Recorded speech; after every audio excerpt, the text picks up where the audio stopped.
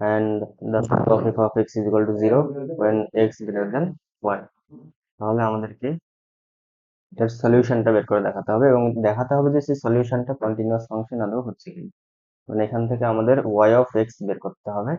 সেই y of x যেটা আসবে সেটা কন্টিনিউয়াস ফাংশন হচ্ছে কি না সেটা আমাদের দেখতে হবে চেক করে by the theorem of the limit.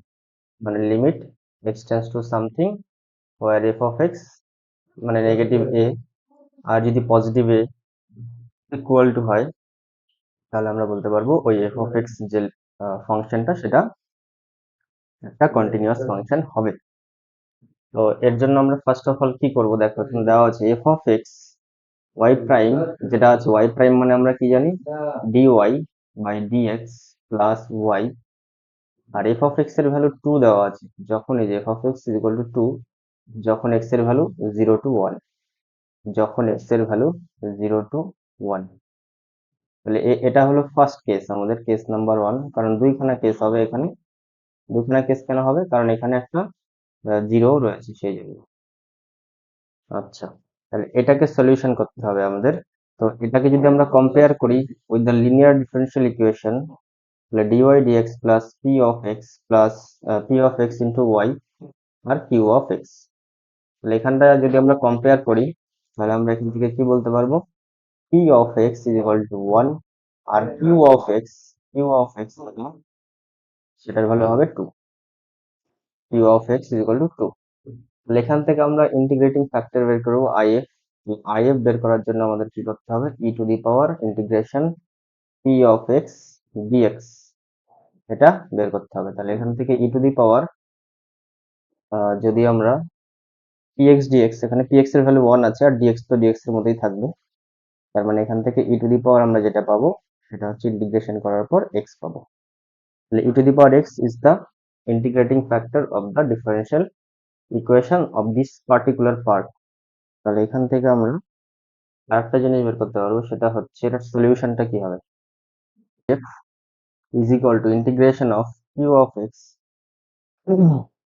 i of x dx plus c, এটা করে দেবো। তাহলে এখান থেকে সলিউশনটা পাবো। এবার y এর জায়গায় y থাকবে, if বলতে e to the power x আর q of x বলতে এখানে 2 আর e to the power x dx plus c। তাহলে এটার ইন্টিগ্রেশন যদি আমরা করি তাহলে এটার ভ্যালুটা কি পাবো, দেখো এটার ইন্টিগ্রেশন করলে y to the power x is equal to 2 into e to the power x হবে, কারণ e to the power x integration e to the power x হয়। তাহলে আমাদের একটা কন্ডিশন দেওয়া আছে, কন্ডিশনটা কি, y of 0 is equal to 0 when the value of x is equal to 0 then the value of y is also equal to 0। মানে when the x is equal to 0 মানে বলাই আছে when the x is equal to 0 then y is equal to also 0। তাহলে এই ইকুয়েশনে আমরা x এর জায়গায় 0 আর y এর জায়গায় 0 বসিয়ে দেবো। তাহলে এদিকে 0 হবে, এদিকে যদি আমরা মান বসাই তাহলে 2 আর c, টা আলাদা থাকবে কারণ c এর ভ্যালু বের করাটাই আমাদের এখানে মেন উদ্দেশ্য। তাহলে c এর ভ্যালু এখান থেকে কত আসবে, ওভারঅল -2। তাহলে c এর ভ্যালু যদি -2 হয়, দেখো c এর ভ্যালুটা যদি -2 হয় তাহলে এখান থেকে আমরা যে মেন ইকুয়েশন সেটা বের করে নিতে পারবো। তাহলে এখানে c এর জায়গায় মান বসিয়ে দেবো। তাহলে y into the e to the power x 2 e to the power x -2।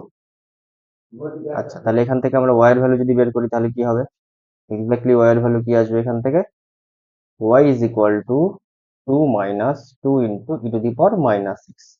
তাহলে এটা পেলাম আমরা ইনিশিয়াল ভ্যালু কন্ডিশন ইউজ করে আমরা y এর ভ্যালু এটা পেলাম ফর দা ফার্স্ট কেস। আরো তো একটা কেস আছে, তাহলে সেকেন্ড কেসটা কি হবে, সেকেন্ড কেসটা কি হবে, দেখো যখন x এর value greater than 1 then f of x is equal to 0। তাহলে এখান থেকে আমরা বলতে পারি dy by dx plus y is equal to 0 when x is equal to x is greater than 1। তাহলে এটাকে যদি আমরা লিনিয়ার ডিফারেনশিয়াল ইকুয়েশনের সঙ্গে কম্পেয়ার করি তাহলে এখান থেকে আমরা যেটা পাবো px is equal to পাবো 1 আর qx is equal to পাবো 0, তাই তো। তার মানে এখান থেকে যদি ইন্টিগ্রেটিং ফ্যাক্টর বের করি তাহলে e to the power px dx, তাহলে e to the power x হবে ইন্টিগ্রেটিং ফ্যাক্টর, আর এর সলিউশনটা হবে y into e to the power x integration q of x মানে 0 তার সাথে if দ্বারা গুণ করলাম dx প্লাস c। তাহলে y e to the power x এটা 0 প্লাস c, তার মানে c is equal to y e to the power x হবে। c is equal to হলো y e to the power x। Initial value condition যেটা দেওয়া ছিল সেটা এখানে আবার পুট করব। পুট করলে y এর জায়গায় 0 পুট করলে আমরা c এর মান কত পাবো? 0 পাবো। তাহলে যে ওভারঅল যে ইকুয়েশনটা সেটা কি আসবে? y to the power x is equal two 0। তাহলে এটা একটা সলিউশন পেলাম, এটা একটা সলিউশন পেলাম। তাহলে এখান থেকে y এর মান যদি আমরা বের করি তাহলে ওভারঅল 0 আসবে এখান থেকে। f x means f of x, তাহলে y of x আমরা যেটা পেলাম সেটা কি পেয়েছি? দেখো y of x is equal two, দুটো কন্ডিশন পেয়েছি, 2 minus 2 e to the power minus x when the value of x is lies between 0 to 1, and the value of y of x is equal to c e to the power minus x when the value is greater than 1, তাই তো? তাহলে এটা পেলাম আমরা y of x। এবার y of x is continuous at x is equal to 1, যদি সেটা হয় x is equal to 1 পয়েন্টে যদি এটা কন্টিনিউয়াস হয় তাহলে তার লিমিটিং ভ্যালু অলওয়েজ কি হবে? ইকুয়াল হবে। তাহলে limit x tends to 1 negative, negative means পাওয়ারে মাইনাস নয়, কারণ ওটা একের থেকে ছোট সেটা বোঝানোর জন্য আমরা ইউজ করছি। তার জন্য এটা কি হবে? ফাংশনটা 2 e টু দি পাওয়ার এরকম হবে, এটা মাইনাস এক্স হবে, 2 e to the power minus x is equal two কি হবে এখান থেকে? Limit x tends to 1 positive নেবো, এবারটা 1 পজিটিভ f of x নেবো। 1 পজিটিভ কখন আছে? এই 1 পজিটিভ তখনই আছে যখন c e টু দি পাওয়ার, এটা ই হবে, e to the power minus x হবে। আর দুটোর ভ্যালু সেম হতে হবে, যদি সেম হয় তাহলে বলতে পারবো ওটা কন্টিনিউয়াস হবে। তাহলে এখান থেকে আমাদের এবার c এর ভ্যালু বের করতে হবে। তাহলে এখানে যদি আমরা x এর জায়গায় নেগেটিভ 1 পুট করি তাহলে এটা হবে 2 মাইনাস 2 ই হবে, যদি পুট করি মানটা e to the power minus 1 হবে যেটা আছে। আর এখানে যদি পুট করি এর জায়গায় পজিটিভ 1 তাহলে c to the power minus 1ই হবে, এরকম ভাবে আসলো। আচ্ছা, তাহলে এখান থেকে ওভারঅল যদি আমরা c এর ভ্যালুটা বের করি দেখবা c এর ভ্যালু আসবে 2e মাইনাস 2, 2e মাইনাস 2। আচ্ছা, তাহলে c সমান সমান আসবে 2 ইন্টু c মাইনাস 1, c নয় এটা e মাইনাস 1। তাহলে এখান থেকে y of x continuous function হওয়ার পর যেটা পেলাম সেটা হচ্ছে এরকম 2 minus 2 e to the power minus x, 0 to x এরকম ভাবে হবে। আর এখানে c এর জায়গায় মানটা বসিয়ে দেবো, কারণ এখানটায় c e to the power minus x পেয়েছিলাম, তাহলে c এর জায়গায় মানটা বসাচ্ছি, তাহলে e minus 1 e to the power minus x when x is greater than 1। আশা করি কোশ্চেনটার অ্যান্সার বুঝতে পেরেছো, খুব ইম্পর্টেন্ট কোশ্চেন, এটা আইআইটি জ্যাম লেভেলের জন্য ইম্পর্টেন্ট একটা কোশ্চেন। গেল তো, এরপর একটা ইম্পর্টেন্ট টপিক সেটা হচ্ছে reducible two linear differential equation. কোনো একটা ইকুয়েশন যদি দেওয়া থাকে, ধরো সেটা লিনিয়ার ডিফারেনশিয়াল ইকুয়েশনের ওই ফর্মটাই নেই, তাহলে সেটাকে ওই ফর্মে আনতে হবে আমাদেরকে। Reducible to the linear differential equation ওই ফর্মটায় আনতে হবে, তার জন্য কিছু প্রসেস আছে, এই প্রসেসগুলো ফলো করলেই আমাদের হয়ে যায়। তো টপিকটার নাম হচ্ছে reducible to the linear differential equation, এই ফর্মে আমাদেরকে নিতে হবে। যদি কোনো একটা ডিফারেনশিয়াল ইকুয়েশন এরকম থাকে, ধরো এফ প্রাইম ওয়াই, এবার এটা কিন্তু ডেরিভেটিভ নয়, এটা হচ্ছে একটা এফ অফ ওয়াই এর একটা ফাংশন যে কোনো, যদি এর সাথে ডিওয়াই বাই ডিএক্স গুণ থাকে plus p of x f of y is equal to যদি হয় কিউ অফ এক্স, তাহলে এটাকে আমরা reducible to the homogeneous differential ইকুয়েশনে নিতে পারি। কিভাবে নিতে পারি? একটা জিনিস আমাদেরকে পুট করতে হবে, এখানে পুট করতে হবে সেটা হলো এরকম, এই এফ অফ ওয়াই যেটা আছে এটাকে টি পুট করতে হবে, মানে এফ অফ ওয়াই এখানে যে ফাংশনটা থাকবে ওয়াই এর সেটাকে টি পুট করতে হবে, তারপর এটাকে ডেরিভেটিভ করতে হবে। ডেরিভেটিভ করার পর যেটা আসবে সেটার মান দিক ওদিক পুট করে দিলে হয়ে যাবে। তাহলে এটা ডেরিভেটিভ যদি করি তাহলে f prime y dy dx, f prime y dy dx is equal to dt dx, তাই তো? এই f prime y dy by dx এটা তো এখানে আছে, এটাকে আমরা রিপ্লেস করতে পারবো ডিটি ডিএক্স দিয়ে। আর এখানটায় যদি মানগুলো বসিয়ে দিই তাহলে ওভারঅল দেখা যাবে যে আমাদের ইকুয়েশনটা লিনিয়ার ডিফারেনশিয়াল ইকুয়েশনে কনভার্ট হবে। তাহলে dt dx plus px into t is equal to হবে কিউ অফ এক্স, এরকম ভাবে একটা ইকুয়েশন আসবে। এবার এই যে ফর্মটা ইকুয়েশনটা পেলাম আমরা, এটা কিসের ফর্ম পেলাম? এটা হচ্ছে আমাদের linear differential equation, first degree linear differential equation. সেটাই কনভার্ট যখন হয়ে গেল, তখন এটা সলিউশন করার জন্য আইএফ বের করব, তারপরে মান বের করে পুট করে দেবো, ব্যাস আনসার বেরিয়ে যাবে। এরকম একটা ইম্পর্টেন্ট একটা কোশ্চেন এই টপিকের উপর দেখো আমি করছি। কোশ্চেনটা হচ্ছে এরকম, বলা আছে the general solution of the general solution y dy by dx plus cos y এর সঙ্গে tan y গুণ হলে sin y হয়ে যাবে, এটা তাই তো? তার মানে ওভারঅল এটা sin y হবে, আর এটা tan x থাকবে এখানে, আর দিকে শুধুমাত্র cos x পড়ে থাকবে। তাহলে দেখো এটা f prime y dy by dx plus তোমার যেটা আছে f অফ y